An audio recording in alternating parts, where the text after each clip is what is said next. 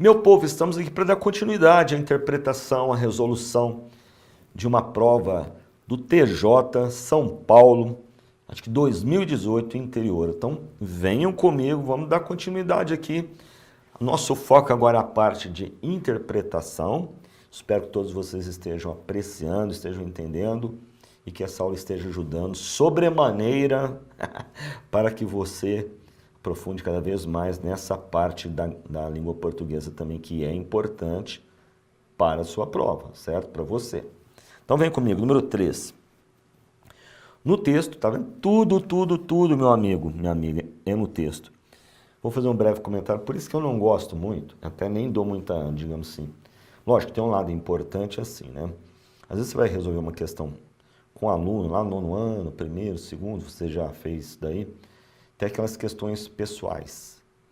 Nada numa interpretação é pessoal. Tudo numa interpretação que você vai fazer num vestibular ou num concurso é sempre de acordo com o texto. Pessoal, você vai deixar para falar na sua dissertação. Lá você defenderá a sua tese, tá? Então, olha lá, no texto há exemplo de uso coloquial da linguagem na passagem. Agora, para um pouquinho. Questão extremamente fácil, desde que você saiba o que é coloquial. E eu vou falar também, não é extremamente fácil, porque se fosse não estaria aqui, né? A pessoa fala, extremamente fácil para você, né, Marquinhos? Dá aula aí, né? Verdade. Ela é, digamos assim, fácil, ela começa a ser fácil, eu conheço o que é coloquial, e agora eu vou ter que identificar esse coloquialismo. Lembra, o que é coloquial? É usar uma linguagem errada? Não. Coloquial é nós usarmos uma linguagem mais despojada, mais solta, mais livre. Porque, por exemplo, se o Matheus Andrade falasse, Marquinhos, olha, é o seguinte, cara, você vai dar sua aula, não costuma interferir, mas eu quero que você use um português assim, altamente clássico. Tudo bem. O que eu ia ter que fazer? Nós somos acostumados, né, o que? Estou dando aula, é o que eu falei para vocês, faz um misto da linguagem padrão, formal da língua portuguesa, com a linguagem coloquial. Você não vai usar somente a linguagem coloquial, e eu também não vou usar somente a linguagem formal da língua portuguesa. Então você vai fazendo esse equilíbrio. E outra coisa também, eu não posso usar expressões, digamos que, erradas, porque eu estou ensinando. Aí eu estaria ensinando algo errado. Coloquialismo é diferente, tá? Nós já falamos sobre isso. Então vamos tentar procurar encontrar aqui alguma expressão que seja coloquial. Bora, vem cá comigo. Então tudo foi pensado para que o público entrasse junto com a gente. Para um pouquinho, cara, aqui, ó. ó. Eu não sei se você já perguntou para algum professor, né? Provavelmente alguém já perguntou sim, mas alunos já me perguntaram em sala de aula, mas como é que a gente fala, professor? É a gente ou é nós? Às vezes até as pessoas corrigem, não é a gente que fala, não, é nós. Calma lá. Né? É o que nós acabamos de falar. Eu posso aqui pegar essa expressão e falar assim, ó. Então tudo foi pensado para que o público entrasse conosco. Né? Aí é conosco. Conosco nesse túnel do tempo. Você vê alguém falando conosco, não diria? Convosco, então ninguém usa, né? Conosco, raramente. Mas esse tal de conosco, ele vai sair com a gente. Isso é uma substituição, é algo, sim, do coloquial. Achamos a expressão coloquial. Tá? Olha, o que eu falo, né? Eu só pergunto isso aqui. A gente vai ao cinema ou nós vamos? As duas são corretas. O a gente vai está mais próximo do que é coloquial, mas não é um erro. Quando você fala nós vamos, está dentro do correto, mas não chega a ser também um erudito. Entendeu? Então as duas formas são corretas. Agora, obviamente, né? O que não é correto?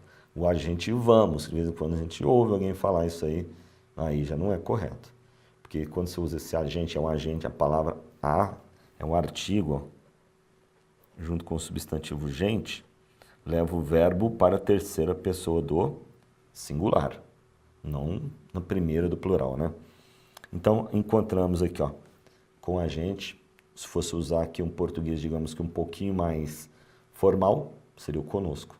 Então, alternativa A é a nossa correta. Já estava na primeira já, né?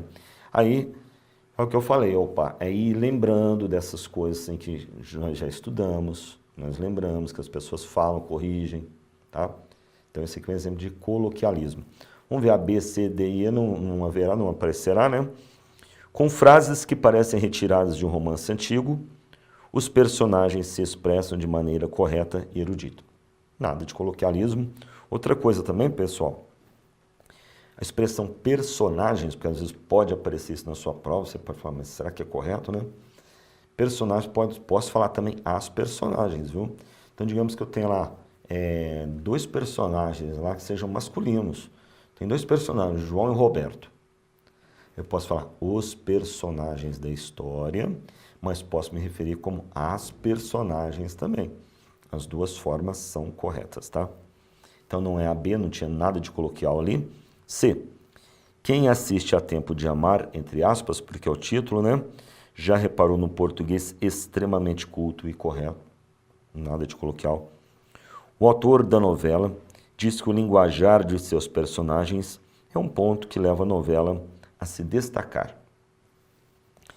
Ele revela que toma diversos cuidados na hora de escrever o texto, utilizando, inclusive, o dicionário. Então, o único que tem um elemento coloquial é o agente, só, tá? A marquinha, mas só para esclarecer, vai que haja dúvida e tal, né? E nesse túnel do tempo, é algo verdadeiro? Vão entrar num túnel do tempo de verdade? Não, isso é uma espécie de uma metáfora. Mas a metáfora não indica que é coloquial. É só uma forma de se expressar, tá bom? Pessoal, meu querido e minha querida, vamos lá para mais uma questão, né? Vamos dar continuidade. Agora nós estamos na questão de 6 a 8, mas vou alertá-los para uma coisa. Conforme o nosso combinado, conforme o nosso foco, nós estamos trabalhando apenas a parte de interpretação de textos. Então, nós vamos fazer a questão de número 6, 7 e 8, são questões gramaticais, então nós vamos avançar posteriormente, certo? Vem comigo, vamos lá para mais um texto.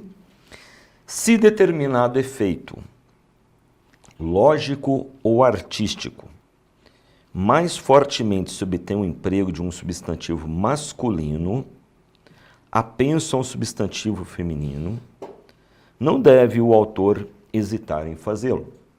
Então, também um texto trabalha na linguagem, né, dando uma hipótese, falando sobre o emprego de substantivos masculinos e femininos, apenso ligados um ao outro.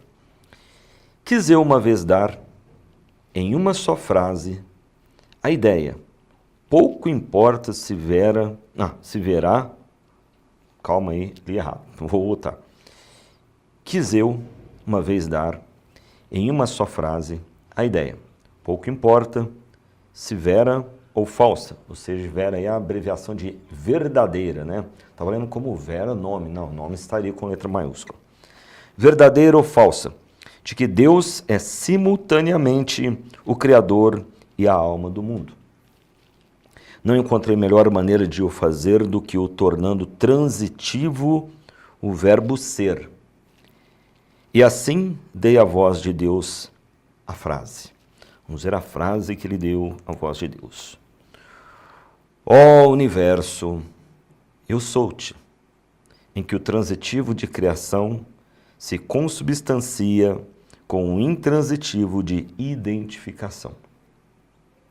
Outra vez, porém, em conversa, querendo dar incisiva e, portanto, concentradamente a noção verbal de que certa senhora tinha um tipo de rapaz, empreguei a frase aquela rapaz, violando deliberadamente e justissimamente a lei fundamental da concordância, mas aqui não é a concordância verbal. Ele falou que quis usar o verbo, mas aqui se trata de um pronome junto a um substantivo, né? Pronome demonstrativo que deveria acompanhar ali a palavra rapaz, que é masculina, né? Mas ele vai subverter a regra, ou seja, vai fazer um desafio, né, em relação a gêneros, certo? Violando deliberadamente porque ele quis, né? e justissimamente a lei fundamental da concordância no caso nominal, concordância de nomes. A prosódia, já alguém o disse, não é mais que função do estilo. Prosódia, pessoal, é você estudar a tônica das palavras. Então, por exemplo, quando um artista, quando uma novela, por exemplo, resolve fazer digamos, um cenário, um ambiente, né, digamos assim, nordestino. Então você vai ter que ajustar a fala das personagens para aquele ambiente, né, aquele modo de falar meio cantado, interessante. Você usa da prosódia para treinar as tônicas das palavras, certo? Tá ok? Na prosódia, já alguém o disse, não é mais que função do estilo. A linguagem fez-se para que nos servamos dela, não para que servamos a ela. Ou seja, a língua tem que nos servir e não o contrário, né? Certo? Segundo Fernando Pessoa. Os textos de Fernando Pessoa são textos complexos. Aqui é um texto literário. E o Fernando Pessoa não é um cara fácil. Fernando Pessoa é um cara reflexivo. É um cara, digamos assim, filosófico. Certo? Então, meu povo, dá uma olhada aqui no número 6. Então, aqui nós tivemos um texto literário. Tá? No texto, o autor defende o quê? Então, vamos ver o que esse autor defende em relação a esse texto que nós acabamos de ler, um texto curto. Mas você percebeu que mesmo sendo um texto curto, é necessário a gente fazer uma pausa, fazer uma reflexão, porque sendo texto literário tem mais coisas para serem absorvidas ali, né? No texto o autor defende que a transformação das formas de comunicação está restrita à linguagem oral, até a vírgula. Em nenhum momento você tem ali esse dado em relação ao texto do Fernando Pessoa, que as transformações ou a transformação linguística se dá de maneira oral, né? Ó, transformação das formas de comunicação está restrita, ou seja, unicamente. A linguagem formal, a escrita, não. Restrita a linguagem oral, não tem isso no texto. Normalmente menos formal que a escrita, essa parte é verdadeira. Agora, a não é verdadeira. Perdão, metade, né, até a vírgula ali, não é verdadeira, certo? Então, vamos descartar a A. Vamos fazer um traço só para lembrar aqui, está sendo descartado, você não está no jogo mais. A. B de bola, vamos lá. A linguagem deve atender às necessidades comunicativas das pessoas, nem que para isso suas regras tenham de ser violadas. Né? Então, sim, ele viola a regra, essa daqui, nossa correta. Ele realmente viola a regra em dois pontos ali. Um, quando ele fala sobre o substantivo Deus, que deveria ter apenas ali um substantivo masculino e feminino, uma vez que Deus poderia ser as duas coisas, o Criador e a alma. Por isso, o Criador é o substantivo masculino, a alma o feminino. Então, atendendo a linguagem dele, um único ser, né? Na gramática, Deus é de gênero masculino, não é de sexualidade masculina, mas é de gênero, né? E então ele faz isso, subverte a regra para ser atendido. Então, sim, olha, a linguagem deve atender às necessidades comunicativas das pessoas, principalmente lá no final. No final ele encerra com esse pensamento aqui, certo? Que a língua que atende as pessoas não somos nós que devemos atender à linguagem. Nem que para isso suas regras tenham de ser violadas. Correto. Esse é o pensamento do Fernando Pessoa. E desde o início a gente vai batendo, cuidado também com os textos literários, para não colocar a nossa opinião. Eu posso até discordar dessa opinião, mas eu tenho que olhar o que o autor está passando e não aquilo que eu penso ou gostaria que fosse colocado, certo? Então, alternativa B. Se você pegar o final do texto, vou até voltar, olha aqui, ó, finalzinho, olha lá. A linguagem fez-se para que nos servamos dela, não para que a servamos a ela. Certo? Então, tá aí já o finalzinho filosófico do Fernando Pessoa, concatenando, ligando a B. Correto. Vamos ver por que as demais estão incorretas. Venham comigo. O estilo dos escritores rompe com a tradição da linguagem, o que implica que eles, cada vez mais, estão submissos a ela. Não, né, pessoal? E, aliás, é o contrário, pelo menos segundo o texto. Essa parte que, olha, submissos à linguagem, no final ele fala que de maneira alguma, e além do mais, os escritores não são... ele fala, o estilo dos escritores rompe com a tradição da linguagem? Depende. Tem escritor que nunca rompeu com a linguagem e manteve o estilo tradicional. Os escritores modernos, estes, sim, eles têm, digamos, um costume, né, até por serem modernos, desafiadores, romperem com as tradições. Mas, está à frente, o que implica que eles cada vez mais estão submissos a ela? Não, né? Porque se eles rompem com a linguagem, eles não são submissos a ela, certo? Sendo submissos, não romperiam com as leis gramaticais, com a norma culta, né? Então, eles subvertem, sim, alguns, muitas vezes, essas regras. Combinado? Então, não pode ser AC por isso, tá? É o contrário. Os discursos lógicos e artísticos, para serem mais coerentes. Então, tem uma finalidade. Olha, tem dois tipos de discursos, os lógicos, o de pensamento racional, e o artístico, que não tem que ter, digamos assim, tanta racionalidade, pode trabalhar mais com a emoção. Para serem mais coerentes, o que acontece? Tem evitado as violações linguísticas a que poderiam recorrer, não podemos dar como verdadeiro, principalmente os textos artísticos, porque, como eu acabei de falar, muitos, não podemos falar todos, mas muitos artistas das letras, principalmente os mais modernos, fazem os, digamos assim, subvertem, né? Modificam alguns trâmites legais dentro da gramática. Eu vou mostrar um exemplo interessante na hora que acabar aí, que eu vou mostrar para vocês essa forma de, às vezes, subverter a regra, tá bom?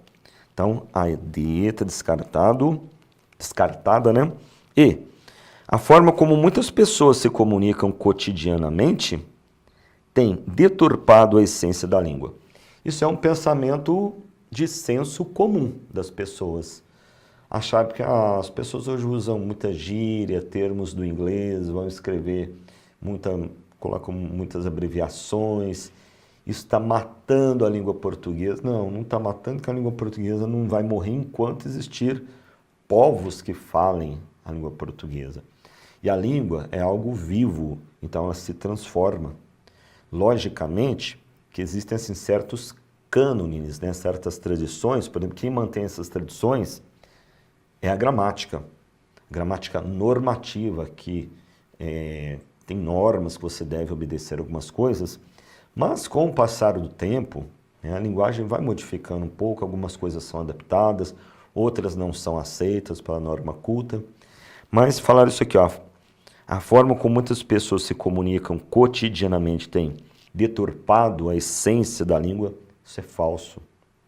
Na verdade, isso até enriquece a língua portuguesa, traz mais coisas, né? Traz novidades, traz outros termos, alguns deixam de existir, outros aparecem, tá? Então, ao contrário. Comprometendo-lhe a clareza. Não compromete a clareza, aliás, essa nova forma de falar é até mais despojada. A linguagem fica até mais clara. Então, é o contrário. Então, não podemos marcar aí também.